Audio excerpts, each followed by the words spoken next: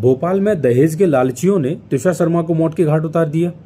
अब आपको जानकर हैरानी होगी कि भारत में प्रत्येक साल लगभग 12 से 15,000 केस दहेज के दर्ज होते हैं और लगभग 6,000 लड़कियां दहेज के चक्कर में मार दी जाती हैं। अगर एवरेज निकालें तो एक दिन में 16 लड़की दहेज के चक्कर में मारी जाती हैं। ठीक है, अब अगर देखा जाए, गौर से देखें तो दहेज लड़कियों के लिए नर्क बन गया है।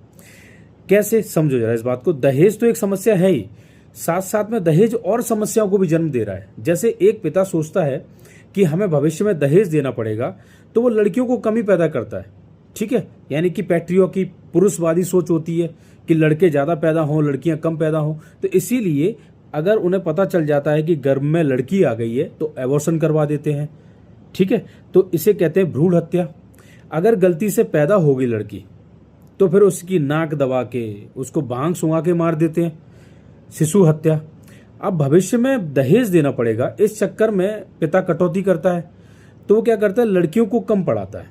और भी दूसरे कारण हैं जिसके कारण कम पढ़ाई हो रही है, लेकिन ये भी एक कारण है।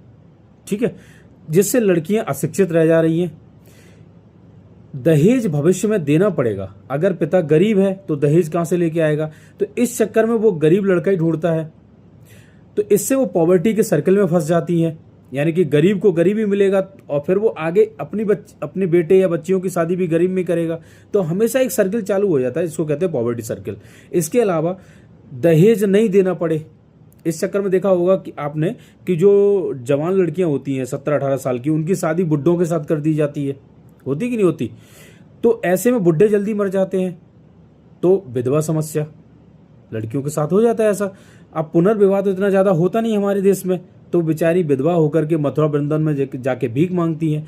इसके अलावा आपने देखा होगा बाल विवाह कर देते हैं दहेज बचाने के चक्कर में।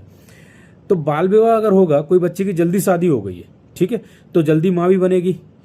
अब इमेच्योर लड़की अगर माँ बनेगी तो उसके मरने की संभावना, ठीक है, और बच्चे की मरने की संभावना दोनों बढ़ जाती है। इससे मातृ मृत्यु दर और शिशु मृत्यु दर फिर से बढ़ जाता है, समझ रहे। तो देखो, एक समस्या है दहेज, और दहेज के कारण भ्रूण हत्या, शिशु हत्या, लड़कियों की पढ़ाई, विधवा समस्या, मातृ मृत्यु दर और शिशु मृत्यु दर, ये सारी एक साथ आ जाती हैं, समझ रहे। तो हमें बस एक समस्या को खत्म करना है, वो है दहेज की समस्या।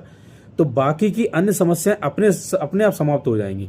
तो आप सभी से निवेदन है मेरा कि लड़का और लड़की को बराबर समझें, बराबर की गरिमापूर्ण जिंदगी दें, बराबर की शिक्षा दें और स्वतंत्रता भी बराबर की दें। ठीक है, और दहेज प्लीज इसको लेना बंद करें। Thank you very much.